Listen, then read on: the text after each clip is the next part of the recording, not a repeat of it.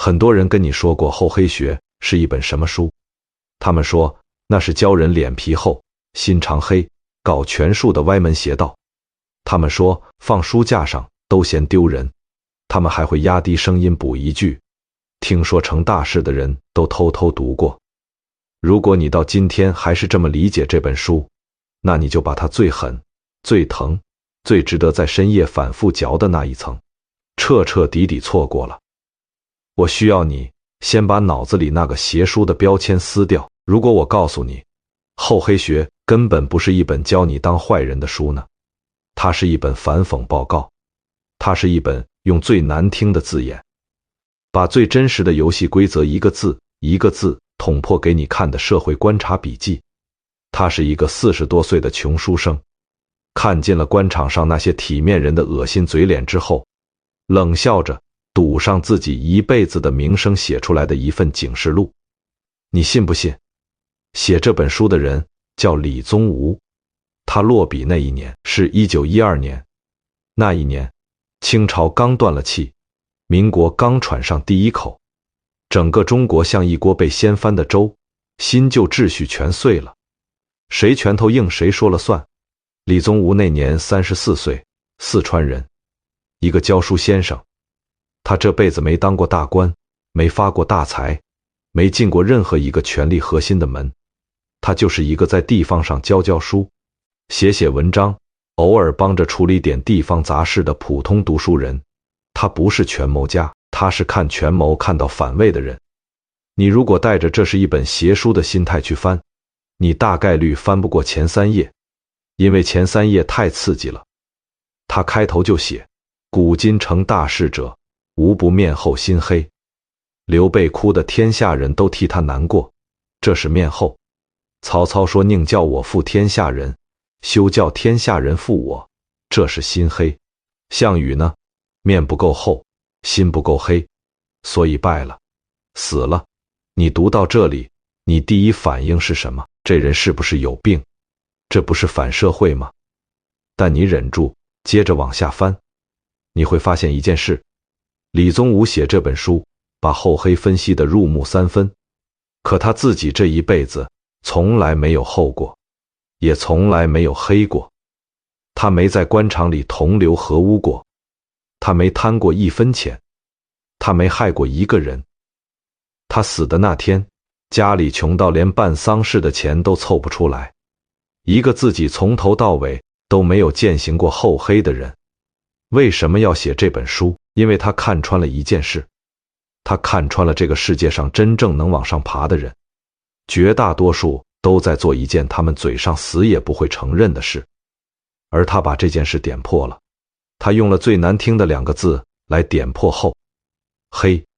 他不是在鼓吹，他是在讽刺，他是在用一把最丑的刀，把一层最漂亮的皮剥给你看。你读懂这一层，你才算真正翻开了这本书。你有没有过这样的时候？你在公司干了好几年，你勤勤恳恳、踏踏实实，你相信是金子总会发光，你相信能力比什么都重要，你相信只要你足够努力、足够真诚，这个世界总会给你一个交代。然后呢？然后你发现不是这么回事儿。你身边那个不怎么干活，但特别会在领导面前表演的同事，升得比你快。你身边那个脸皮极厚，敢要敢抢，敢把别人的功劳搂到自己怀里的人，拿得比你多。你身边那个心肠极冷，关键时刻说翻脸就翻脸，一点人情都不讲的人，反而活得比你自在。于是你开始怀疑，你躺在床上，盯着天花板想，是不是我太老实了？是不是我也该变一变？是不是这个世界的真实玩法根本不是我以为的那个版本？这个问题，李宗吾100多年前就问过了，他给出的答案就是这本书。他告诉你，你一直相信的那套努力加上善良等于成功的公式，是被上一代人传下来的一个童话。真实的规则是另外一套，那套规则不好听，那套规则让人浑身不舒服，但那套规则是真的在运转。这就是厚黑学真正要刺穿的那层东西。我们这个时代有一个词叫幸存者偏差，什么意思？我们只能看到那些活下来的、成功的人的故事，那些失败的、沉下去的人，我们根本看不见。你打开手机，满屏都是成功人士在分享经验，他们告诉你，我是靠勤奋、靠坚持、靠正直走到今天的。他们在说谎吗？不是，他们真的这样认为，但他们没有告诉你全部。他们没有告诉你，他们在某个关键节点做过一次脸皮极厚的请求。他们没有告诉你，他们在某个关键节点做过一次心肠极狠的决断。他们没有告诉你，他们的成功里有一大半是他们自己都不愿意写进回忆录的那些瞬间，而那些瞬间才是决定性的。李宗吾就是那个把这件事挑明的人。他说，你想清楚，你到底要不要做这些事？做，有做的代价；不做，有不做的代价。但请你不要假装这些事不存在。这就是厚黑学真正的立场。它不是教你做坏人，它是让你看清楚，那些被我们嘴上赞美、心里向往的成功，背后到底付出了什么。你看清楚了，你可以选择不走那条路，但你至少不会再被那些人嘴里的童话骗了。你也不会再在深夜里，因为觉得自己太老实，所以走不远，而怀疑自己是不是哪里有毛病。你没毛病，有毛病的是游戏规则本身。这本书被骂了100多年，被当邪书，被列进不建议年轻人碰的黑名单。可是100多年过去了，它还在，它还在被人读。为什么？因为他说了一件其他所有书都不敢说的事。大部分人把它当成一本厚黑操作手册，但真正读进去的人都知道，它其实是一本反厚黑的解剖报告。他以毒攻毒，他用最难听的话把那些最好听的话戳穿。他让你在一瞬间看清这个世界的真实运作方式，看清之后怎么活，那是你自己的事。我想请你停下来，跟我走进一个很小很小的场景。我们从这里开始这段旅程。那是1912年，四川成都一间极其普通的教员宿舍。屋子不大，一张木床，一张书桌，桌上几本书，一个砚台，几张写满字的纸，墙上一个小窗户，窗外一棵老得不像话的槐树。李宗吾坐在桌前，他34岁，成都某所中学的教员，一个月工资不高，勉强够他吃饭、喝茶、买点书。那天晚上下着雨，很小的雨，雨打在屋顶的瓦片上，发出一种极细的、持续不断的声响。屋里没点灯，他舍不得。月光从窗户缝里照进来，刚够看清桌面上的纸。他手里握着一支笔，在桌前已经坐了一整个晚上，心里翻腾的是这几年他亲眼看到的那些事。他看到满嘴仁义道德的官员私底下收受贿赂，他看到当众痛骂厚黑的所谓君子，转过身就去巴结权贵。他看到嘴上喊着为民请命的大人物，实际上把老百姓当垫脚石踩。他想了很久，笔停了很久，然后他落笔了。他写下几个字：古今成大事者，无不厚而黑。写完，他笑了一下。他知道这本书一旦流出去，他这辈子的名声就完了，不会有人再把他当正经读书人，不会有人再请他教书，他可能被骂到死，但他还是写了，因为他觉得这件事必须有人说。这就是厚黑学诞生的那个夜晚，一个穷教书匠，一间没有灯的小屋子，一场细雨，一支笔，然后100多年过去了，这本书还在。我们接下来要讲的所有事，刘备的哭，曹操的狠，李宗吾这个人自己的一生，其实全从这样一个雨夜开始。一本最难听的书，可能是你这辈子听过的最真实的话。我们接下来讲的这个人是李宗吾在厚黑学里点名的第一位后学大师，他叫刘备。很多人以为刘备是个仁义皇叔、爱哭的大哥，靠着桃园三结义和三顾茅庐，一步一步走上历史舞台的传统英雄。这是官方版本，这是《三国演义》读完之后大多数人脑子里留下来的印象。如果你到现在还停在这个版本上，那你就错过了李宗吾最狠的那一刀。李宗吾说，刘备这个人面皮之厚，前无古人，后无来者。他不是在骂刘备，他是在佩服刘备。他说，刘备能把厚这一个字练到一种让对手都找不出破绽的境界。我们先用李宗吾的视角，给刘备重新画一份档案。他的起点有多低？他是个卖草鞋的，他那个汉室宗亲的身份，隔了十几代，在当时没有任何实际的政治资源。他24岁起兵，手底下就关羽、张飞2个兄弟，没钱、没兵、没地盘，没有任何一张拿得出手的成功筹码。他这辈子投靠过谁？公孙瓒、陶谦、吕布、曹操、袁绍、刘表，6个老板。我想请你停在这个数字上。6个，这是个什么概念？一个人跳槽1次，正常跳槽2次，可以理解。跳槽3次，别人开始打问号了。跳槽4次，你的简历会被 HR 直接扔掉。跳槽6次，没有任何一家正常公司会碰这种人。但刘备每一次被上一个老板抛弃，或者上一个老板垮掉之后，他都能立刻找到下一个愿意收留他的人。他靠的是什么？不是能力。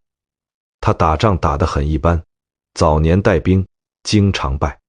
他也没有什么了不起的战略眼光。三顾茅庐之前，他连自己的地盘都守不住。也不是资源，他一辈子大部分时间都穷得叮当响。他靠的就是一个字：厚。我们来看一个极其具体的场面。刘备投靠曹操这件事本身就够让人意外。曹操是什么人？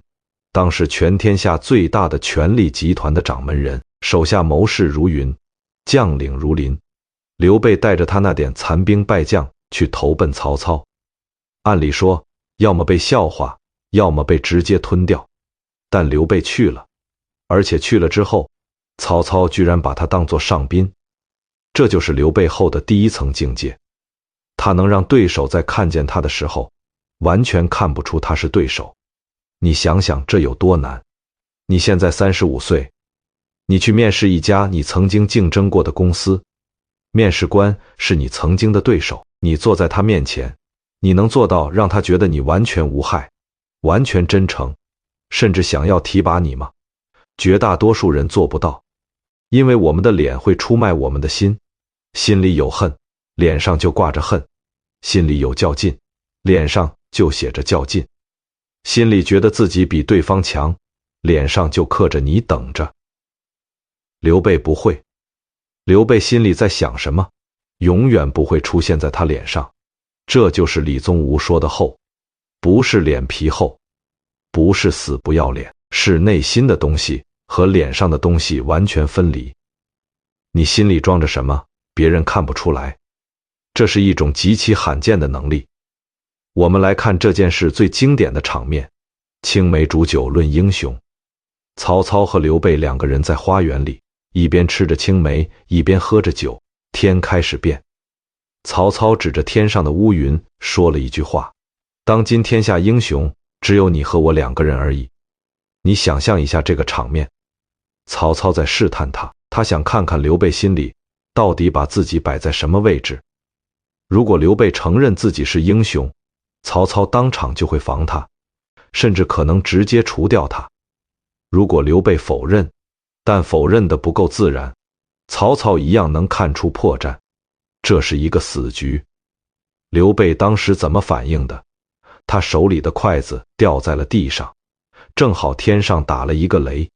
刘备立刻接话：这雷吓到我了，手都抖。曹操大笑：大丈夫怎么会怕雷？这件事就过去了。你慢慢品这个场面，刘备那一刻心里是什么感受？他吓坏了，他知道曹操在试探，他知道这一关过不去就要出事。他的筷子是真被吓掉的，还是他故意松手的？这不重要，重要的是他利用了天上那一声雷，他瞬间把自己伪装成了一个被雷吓得手抖的怂人。他让曹操当场判定，这家伙胆子这么小，根本不算什么威胁。从那一刻起，他成功地从曹操的对手雷达上消失了。你知道这一套动作对应的现代概念是什么吗？叫印象管理。这是一个极其精密的心理学概念。一个人有意识地控制别人对自己的认知。你想让别人觉得你强，你就做某些动作；你想让别人觉得你弱，你就做另一些动作。刘备是印象管理的顶级大师，他知道此刻自己该呈现出什么样子，他知道什么时候该笑，什么时候该哭，什么时候该怂，什么时候该硬。他的每一个表情都是为他的目的服务的工具。你在今天这个时代见过这样的人吗？你一定见过，那种在公司里谁都不得罪的人，那种在饭局上总能把气氛调到刚刚好的人，那种在关键时刻让自己显得毫不起眼，从而躲过一轮又一轮明争暗斗的人。他们都是现代版的刘备，他们有一个共同特征，你永远猜不透他们真正在想什么。这就是后。我们再看第二个场面，刘备摔阿斗。这个故事你一定听过。赵云在长坂坡杀了个七进七出，从曹军几万人里救出了刘备的儿子阿斗。赵云浑身是血，跑到刘备面前，把孩子递给他。刘备接过阿斗，然后他当场把孩子摔在了地上。他边摔边说：“为了你这个小东西，差点折了我一员大将。”赵云感动得不行，从此死心塌地，再也没有离开过。你注意这个动作，如果你是一个正常的父亲，你的孩子在战场上被人九死一生救回来，你会怎么反应？你会抱住孩子，然后哭着感谢那个拿命换回你孩子的人。刘备没有，刘备把孩子摔了。李宗吾在书里冷冷评了一句：刘备明明心疼孩子，但他知道此刻摔孩子比抱孩子更值钱。这就是后的第二层境界，他能为了一个更大的目标压下自己最真实的情感。一个普通人在孩子的安危面前，情感会本能的爆发，刘备不会。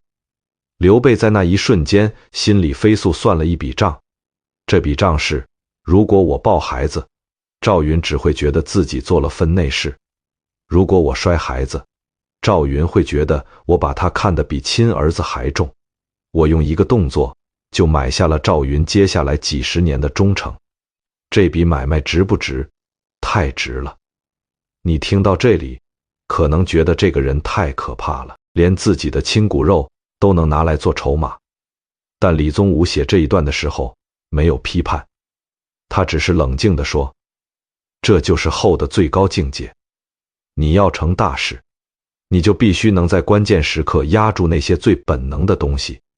你不能被心软出卖，不能被愤怒出卖，不能被自尊心出卖。现代心理学有一个概念叫情绪调节，一个人对自身情绪的觉察、掌控和利用的能力。情绪调节能力强的人，不是没有情绪，而是他们不被情绪控制，他们控制情绪。刘备就是古代版的情绪调节大师。他不是没有感情，他心疼孩子，他真的心疼，但他不会让这份心疼打乱他的战略布局。这件事听着冷血，但你想一想，一个做大事的人能不冷血吗？你看今天那些做大了企业的创始人，他们每一个都做过极其艰难的决定，裁掉跟了自己10年的老员工，断掉一个情感上难舍但业务上拖后腿的合伙人，拒绝一个对自己有恩但能力不够的人的请求。这些决定都需要后，没有后的人做不了老板。我们再看第三个场面，这是刘备后的巅峰。白帝城托孤，刘备在夷陵被打得大败，退到白帝城，身体一天不如一天，他知道自己要死了。他派人把诸葛亮从成都叫来。诸葛亮赶到的时候，刘备躺在床上，瘦的只剩一把骨头。刘备握着诸葛亮的手，说了一段话：我儿子阿斗如果还能辅佐，你就辅佐他；如果他实在不行，你可以取而代之。这句话一出来，诸葛亮当场跪在地上，哭着说：臣一定竭尽全力辅佐少主，死而后已。这就是刘备后的最后一击。你再品这个场面，刘备是真的愿意让诸葛亮当皇帝吗？绝对不是。如果诸葛亮真的敢接话说那我试试，他当场就活不了了。但刘备把这句话说出来了，说出来的那一刻，诸葛亮就被永远绑死了。因为这句话之后，诸葛亮这辈子再也没有取而代之的可能。他一旦那样做，就是背叛先主托付；他一旦那样做，就是天下人眼里的乱臣贼子。刘备用一句话把诸葛亮的后半生锁在了辅佐阿斗4个字上。这是什么？这是情感绑架的终极版本。现代心理学里，情感绑架有一套完整的技术逻辑。用我对你这么好，我为你付出了这么多，我把一切都交给你了这样的话，让对方背上一份他原本不用背的义务。刘备这一句话集齐了所有要素。我把帝国托付给你，我把儿子交给你，我甚至允许你取代他，你还能说什么？你只能跪下来磕头，你只能发誓效忠，你只能把后半辈子的每一滴血都耗在这个你本可以不必承担的事业上。这就是后，不是死不要脸，不是蛮干，是一种用最温柔的方式让对方没办法拒绝你，也没办法离开你的能力。讲到这里，你可能心里有点发毛，讲个刘备也太吓人了。但我要告诉你，李宗吾写这一段不是在教你去学刘备，他是在告诉你，你以为的那个仁义皇叔真实的面貌可能是这样的，你以为的那些成功的好人真实的面貌可能也是这样的。这不是说好人不存在，这是说能走到最高位置的好人身上往往有一层你看不见的厚，你看不到，是因为他们不让你看到。这就是这个世界真实的运转方式。你知道了这件事，你可以选择不走那条路，但你至少不会再被那些表面的故事骗了。你也不会再在深夜里想，为什么我这么努力？为什么我这么善良？为什么我升不上去？不是因为你不对，是因为这个游戏的规则从来就不是努力加善良等于成功。规则是能力加上厚，再加上某种程度的黑，而黑就是我们下一段要讲的。上一段讲的是厚，厚是对外的，是你在别人面前的那层壳。现在我们讲黑，黑是对内的，是你在关键时刻对自己下的那一刀。李宗吾在厚黑学里点名的黑学第一大师，就是刘备最大的对手曹操。很多人以为曹操是天生的奸雄，杀人不眨眼的野心家，一个能说出宁叫我负天下人，休叫天下人负我那种让人脊背发凉的话的人。如果你也是这么想的，那你又一次错过了李宗吾最狠的那一刀。李宗吾说，曹操心子之黑，古往今来无人出其右。但他不是在骂曹操，他在拆解一件事。他要告诉你，真正的决断力不是来自智慧，不是来自勇气，是来自一个人对讨好所有人这件事的彻底放弃。我们用黑学的视角给曹操重新画一份档案。他的起点怎么样？他的父亲是宦官的养子，这个标签在当时是一个巨大的负资产。那个年代的读书人把宦官视为最低等的存在。曹操背着这个出身走进世人圈子的时候，没有人真正把他当自己人。他年轻的时候被人怎么评价的？治世之能臣，乱世之奸雄。这话是名士徐佐说的。曹操听完非常高兴，因为这句话承认了他的狠。他这辈子做过什么被人记住的事？挟天子以令诸侯，官渡之战以弱胜强，统一北方，写下短歌行观沧海。他是一个极其复杂的人，既是诗人，又是屠夫，既深情又决绝，既能为郭嘉的死哭得不成样子，也能为了自身安全把身边的人一夜之间清理干净。这种分裂就是黑的标志。我们来看一个极其具体的场面：曹操杀吕伯奢。这是曹操早年的一个转折点。他刺杀董卓失败之后仓皇逃命，路上躲进了他父亲老朋友吕伯奢的家里。吕伯奢热情地接待他，然后出去买酒。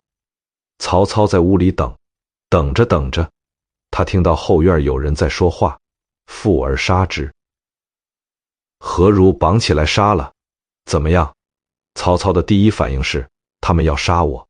他没有去确认，没有去问，没有去看，他直接抽剑，把吕伯奢一家全部杀了。杀完才发现，他们说的是要杀一头猪来招待他，可人已经死了。曹操愣了一下，然后他做了一件事，继续跑。他跑到路上，遇到了打酒回来的吕伯奢。吕伯奢还热情地跟他打招呼。曹操二话不说，把吕伯奢也杀了。然后他对身边的陈宫说了那句名垂千古的话：宁叫我负天下人，休叫天下人负我。陈宫听完，当场就离开了他。李宗吾写这段的时候评了一句：这就是黑的底色，一旦启动，一点都不能犹豫。你注意这个场面，曹操第一次动手是误判，他以为对方要杀他，出于自保才杀了人，这还能理解。但第二次，他看到吕伯奢回来的时候，他已经明明知道自己错了。他本来可以解释，本来可以道歉，本来可以承担责任，他没有。他选择把知道真相的人一起灭掉。为什么？因为他心里瞬间算了一笔账，吕伯奢活着回去，就会发现全家被杀，他会恨我一辈子，他可能报复我，他至少会把这件事传出去，我的名声就毁了，不能留他。这就是黑的第一层，不是恶，是计算。一个真正黑的人，不是没有是非观，是他的是非观可以为他的目标让路。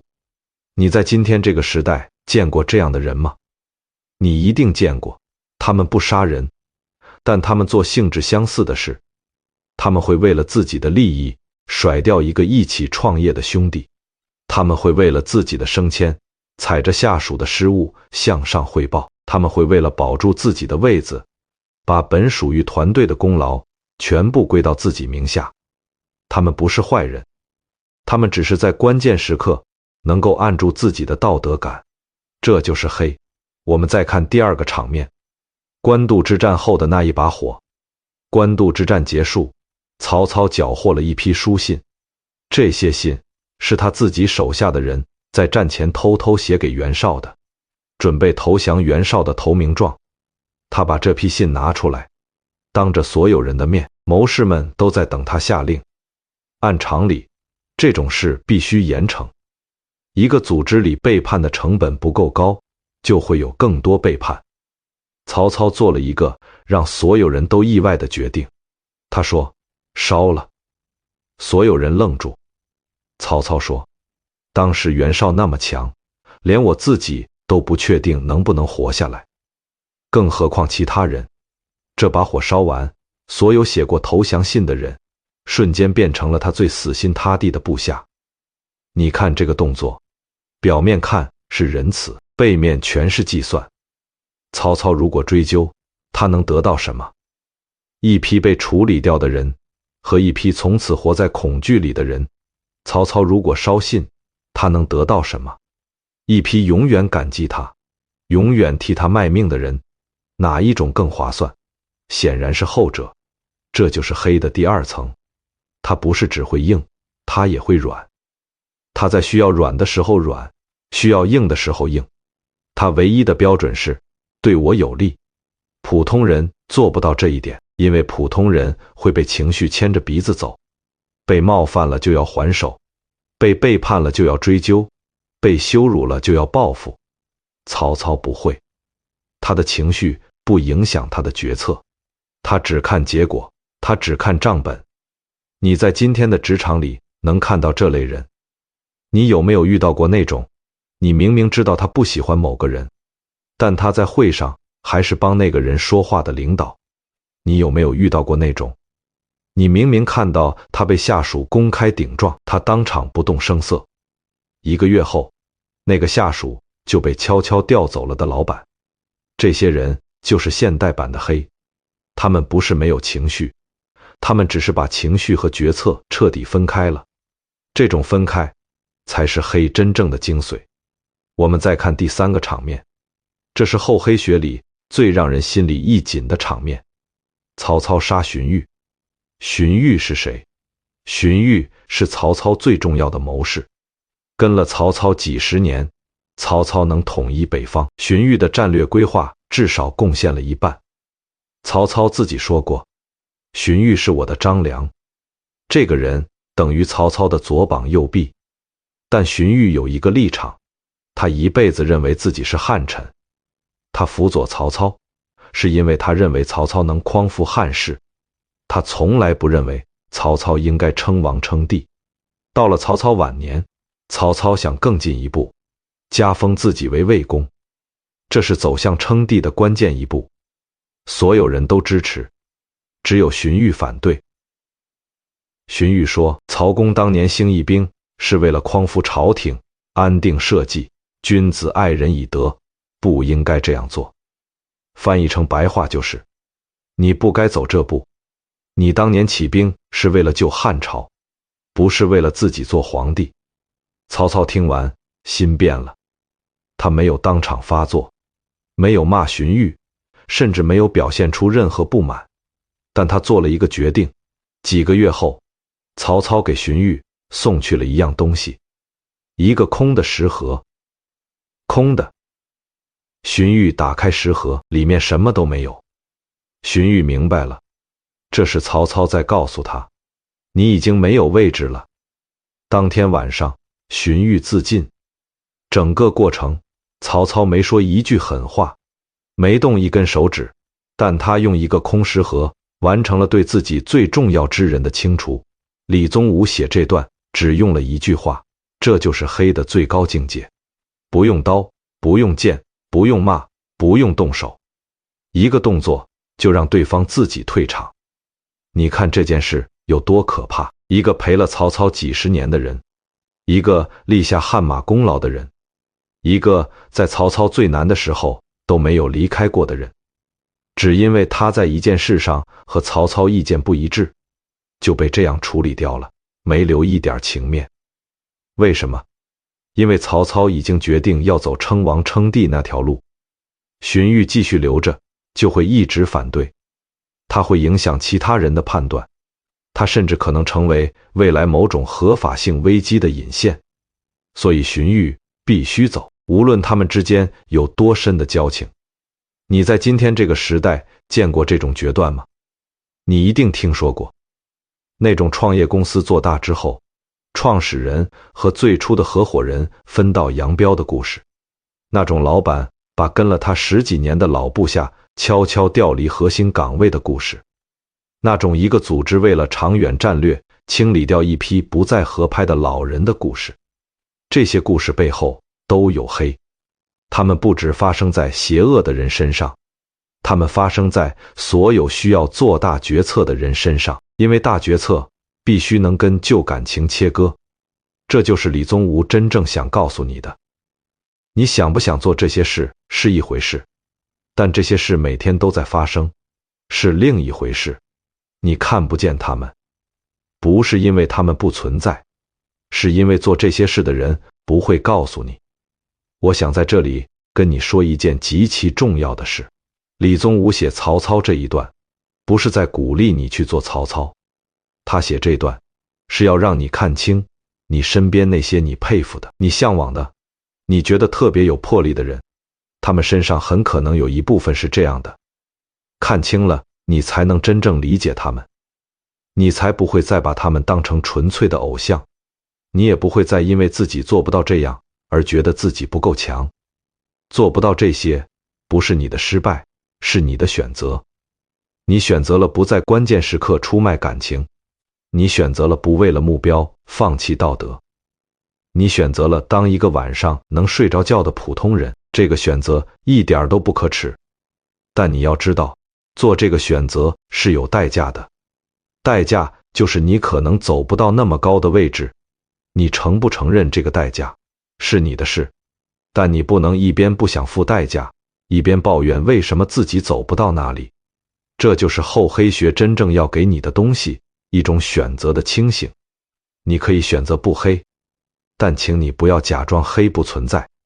我们讲了刘备的厚，讲了曹操的黑，但《厚黑学》这本书真正最有意思的人物不是刘备，也不是曹操，是写这本书的那个人李宗吾自己。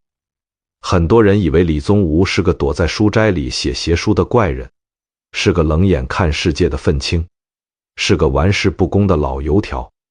如果你也是这样想的，那你就把这本书最有温度的那一层完全漏掉了。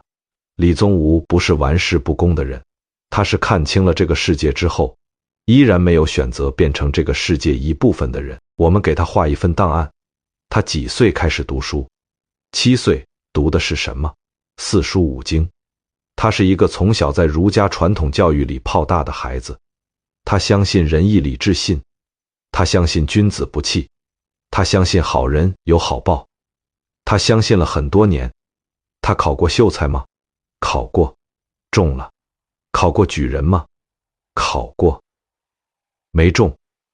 后来有没有继续往上走？没有。为什么？因为清朝在1905年废除了科举制度。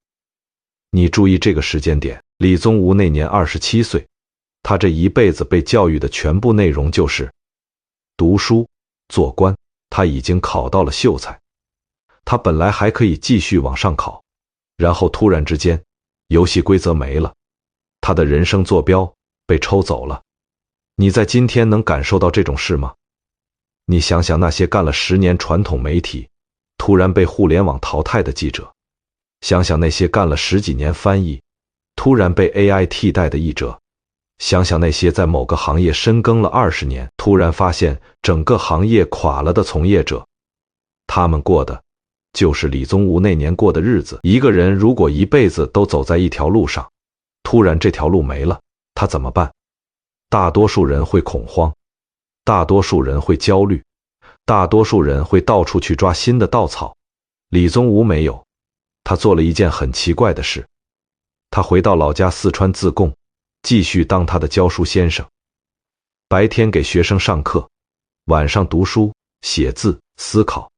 他没有急着转型，没有急着找新路，他只是坐下来观察。观察什么？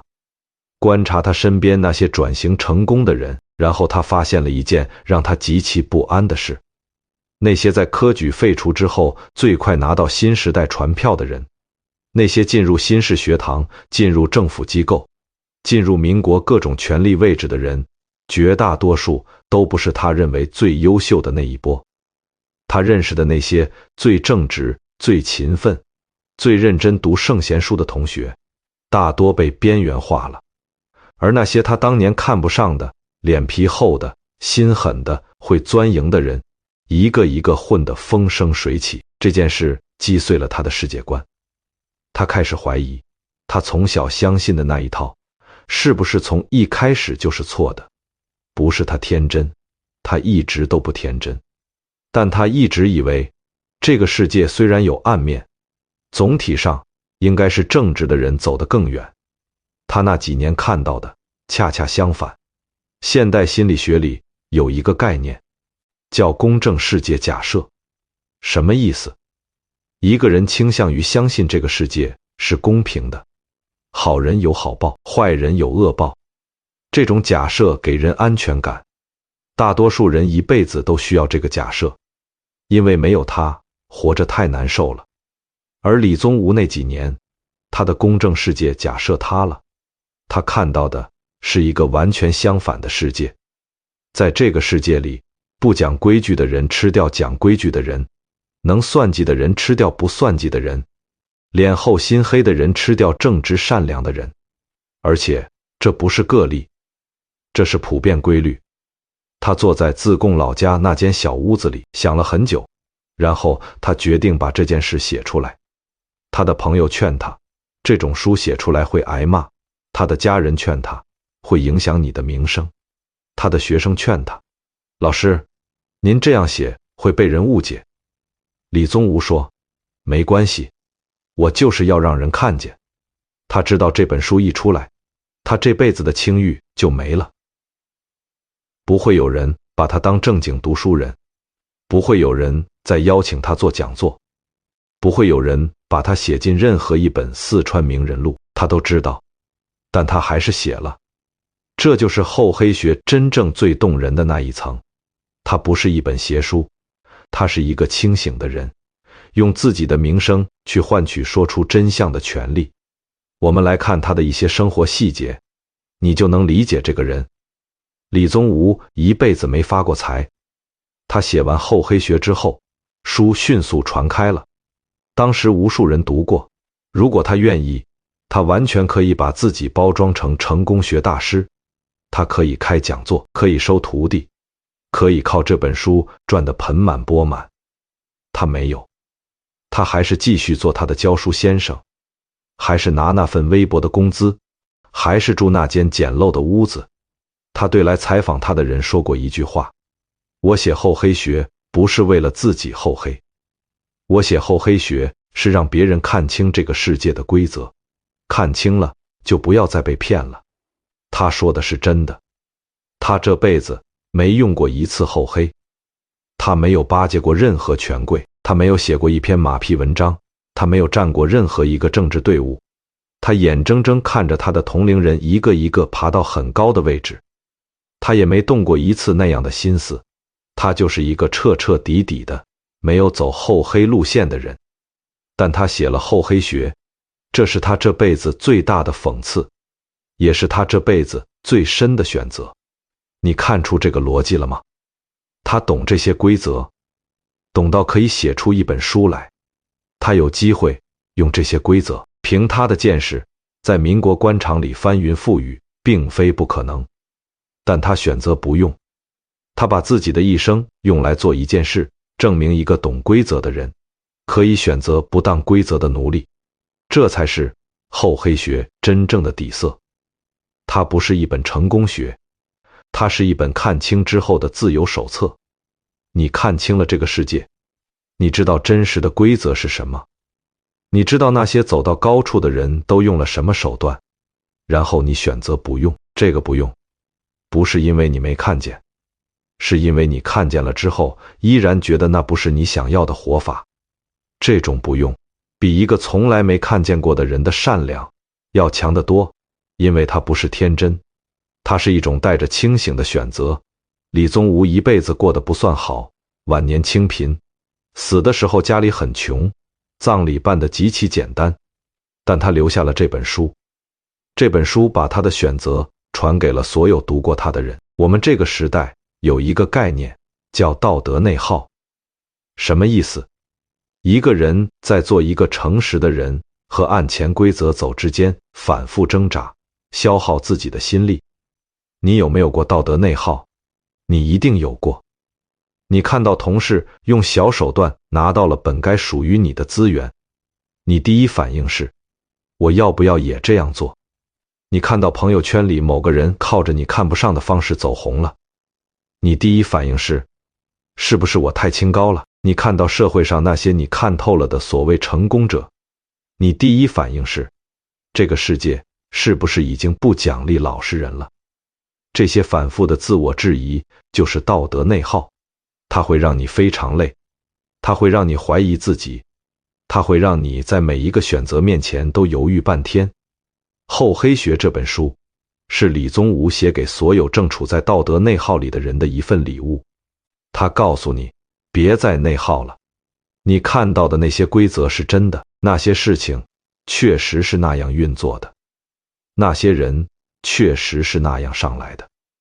你没有看错，你没有天真，你没有哪里不对，但是知道了这些之后，你依然可以选择不那样活。这个选择不会让你更快成功，这个选择甚至会让你走得比别人慢，但这个选择会让你晚上能睡着觉，这个选择会让你到了50岁、60岁、70岁的时候，回头看自己这一辈子，心里是干净的。这份干净不是每个人都买得起的奢侈品。李宗吾用他一辈子的清贫换了这份干净，他觉得值。我想你也可以想一想，对你来说，这份干净值不值？没有标准答案，每个人的选择不一样，但你至少不要在没想清楚之前就被那些成功学、那些厚黑手段、那些你不懂这些你就输了的话推着往前跑。先停下来，先想清楚你要的到底是什么，你愿意为了它付出什么，你不愿意付出的那部分是不是可以换一种活法来绕过？这些问题想清楚了，你再决定走哪条路。这就是李宗吾留给今天的我们的那份礼物，一份看清了之后的自由。李宗吾死于1943年，那年他65岁，死在重庆。那时候抗战还没结束，整个中国都在炮火里。他死的时候家里很穷，葬礼极其简单，没有大操大办，没有官员来吊唁，没有媒体来报道。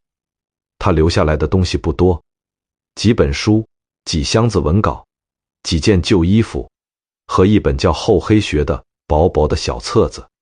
这本小册子在他死后的几十年里被一次又一次的重印、传阅、解读。他被骂过，被封过，被推崇过，也被误读过，但他一直活到了今天。你今晚躺在床上听到的这些故事是100多年前四川一个教书匠在一间点不起灯的小屋子里一笔一笔写下来的。他写的时候不知道你是谁，他也不知道100多年后，在某个夜晚，一个戴着耳机的陌生人会因为他的这本书重新想一想自己的人生该怎么过。他只是写下了，然后他走了。好，我们这本厚黑学讲到这里，要收尾了。我想请你回头看一下，我们这一路都讲了什么？我们讲了一个穷教书匠，在1912年某个雨夜写下那句古今成大事者，无不厚而黑。我们讲了刘备，讲了他在曹操面前掉下的那双筷子，讲了他摔在地上的那个婴儿，讲了他临终前握着诸葛亮的手说出的那句把对方彻底绑死的话。我们讲了曹操，讲了他逃亡路上的那场误判，讲了他烧掉的那一批投降信，讲了他送给荀彧的那个空食盒。我们讲了李宗吾自己，讲了他看清了整套规则之后一辈子没有用过一次，讲了他用一辈子的清贫换来的那份干净。这些东西串起来是什么？是一份这个世界的真实使用说明书，一份被大多数人嘴上否认，实际上默默遵循的说明书，一份你小时候没人教过，长大后靠自己撞得头破血流才慢慢看懂的说明书。李宗吾把它写出来了。他写出来之后，读这本书的人分成了3种。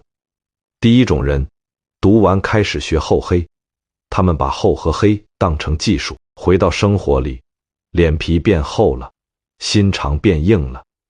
他们有的人真的成功了，但代价是他们再也不是原来那个自己了。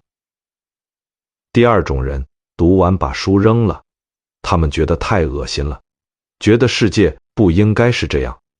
他们继续用善良加努力这个公式活下去。他们有的人过得挺好，也有的人一辈子活在不解和委屈里。第三种人，读完什么都没做，他们既没有立刻去学厚黑，也没有把书扔掉，他们只是开始用一种新的眼光看世界。他们看会议室里的那些人，能看出谁在厚，谁在黑，谁既不厚也不黑。他们看新闻里那些成功人士的自白，能听出哪一句是真话，哪一句是包装。他们看自己的人生，能分清哪些是自己的选择，哪些是被规则裹挟的结果。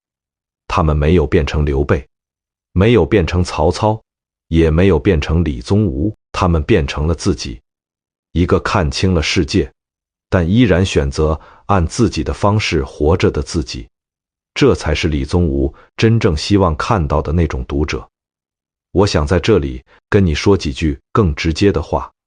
你今天听我讲这本书，你可能正在经历一段被游戏规则碾压的日子，你可能刚刚被一个脸皮比你厚的人抢了功劳，可能刚刚被一个心肠比你黑的人背后捅了一刀，可能刚刚看到一个你打心底看不上的人升到了你一直想去的那个位置，你心里难受，你开始怀疑自己。如果是这样，我想请你记住一件事，你看到的那些让你难受的事，不是你眼睛有问题，是这个世界真的就是这样运作的。你没有看错，但看到了不代表你必须参与。李宗吾用他一辈子的活法告诉你，一个看清了规则的人，可以选择不成为规则的奴隶。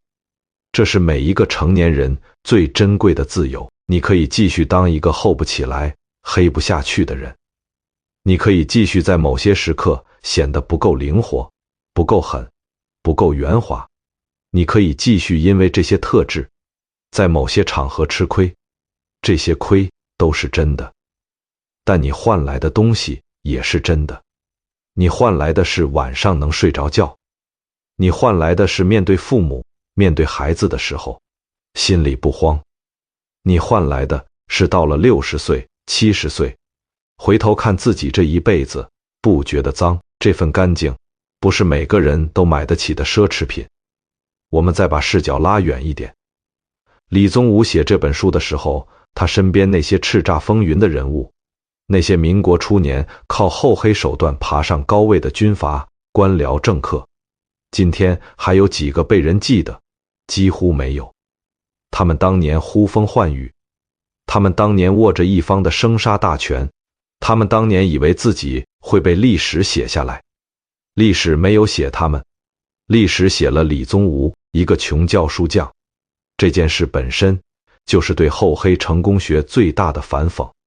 那些真的靠厚黑走到最高位的人，大多数被时间冲得干干净净。那些没有去厚黑，但看清了厚黑的人，有的留下来了。李宗吾就是其中一个。所以，如果你今天听完这本书，你有点困了，你准备放下手机睡了，请你记住4件事。第一件，这个世界的真实规则确实不是你小时候被教的那一套。看清这件事不会让你变坏，但会让你少被骗。第二件，看清规则和使用规则是2件不同的事。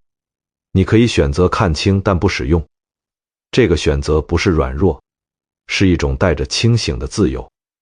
第三件，那些教你要厚要黑才能成大事的成功学，他们讲的只是真相的一半，真相的另一半是，大多数走那条路的人最后也没走多远，只是付出了他们自己都没算清楚的代价。第4件，你每天做一件没有人看见但你知道是对的事，10年之后，你会变成一个自己认得出来的自己。这件事不需要厚，也不需要黑，它需要的是你这辈子最朴素的那份坚持。